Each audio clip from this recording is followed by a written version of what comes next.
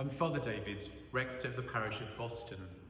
We're here in the Cotton Chapel of St Botolph's Parish Church, Boston Stump. This Sunday marks the beginning of a new church year. It also marks the beginning of the season of Advent.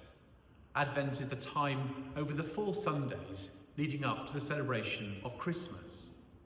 For Christians, the theme of Advent is about being prepared and getting ready. In this season, Christians are getting ready for the return of Jesus. The word Advent itself comes from a Latin word which means he is coming. Getting ready for the coming of Jesus involves Christians both looking backwards and forwards. Backwards because Jesus has already come. That's the Christmas story. Mary and Joseph, the journey they made, the donkey Mary rode on, the filthy strawiness of the stable, and the shepherds visiting, showing that Jesus came for everyone, especially the poorest people. There's the visit of the wise men, reminding us that Jesus comes for everyone in the whole world, not mattering where they come from. Christians believe the birth of Jesus is the birth of God, because Jesus is God. God has come to share in the life of humans, so that humans can share in God's life. It's incredibly special for Christians, which is why we celebrate Christmas with such joy in our hearts and such genuine celebrations. But we're also looking forward as well as back. Looking forward because Jesus promised that he would return, that he would come back in glory to fill the world with love, peace and justice. In Advent, we prepare to welcome Jesus back into our lives when he returns. So how do we as Christians, how does the church prepare? Behind me you can see the Advent wreath, the first candle already burning for the first Sunday of Advent. Each week another candle is lit. There are 3 purple ones, a rose one, and the white one in the centre lit on Christmas Day as we celebrate and give thanks for the birth of Jesus. Many of our homes will have Advent calendars in them, a new door being opened each day of the month through December, building up the anticipation to reach Christmas Day. Here in the parish of Boston, along with many other churches, we have a reverse Advent calendar. It helps the work of our food bank.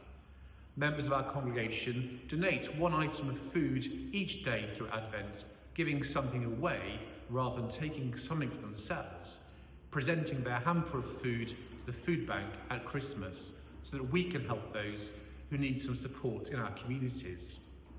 Many of us at home will have an Advent candle, lighting it when the family is together, perhaps at a mealtime, and watching as it burns down 1 number at a time, building up our expectation for the Christmas celebrations.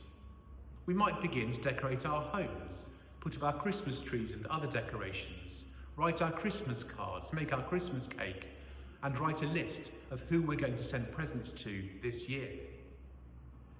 That's all about getting ready to celebrate, looking back to give thanks for the birth of Jesus over 2,000 years ago. But we're looking forward as well, for Jesus to come back when he returns to the earth. And that means preparing ourselves too, inside our hearts. It's remembering to say sorry for those things which have hurt God and hurt other people too.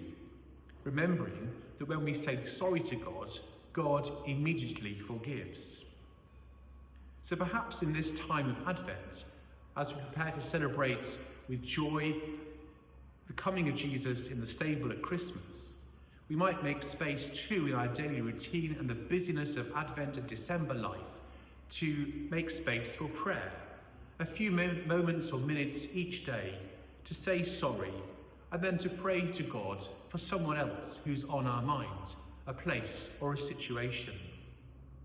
Christians are called to keep a holy Advent, to prepare for celebrating and giving thanks for that which has happened, the birth of Jesus, and to prepare ourselves in our hearts and minds to greet him again when he returns as King and Lord of all.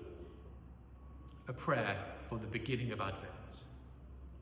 Holy God, in this Advent of expectation, draw us together in unity, that our praise and worship might echo in these walls and also through our lives.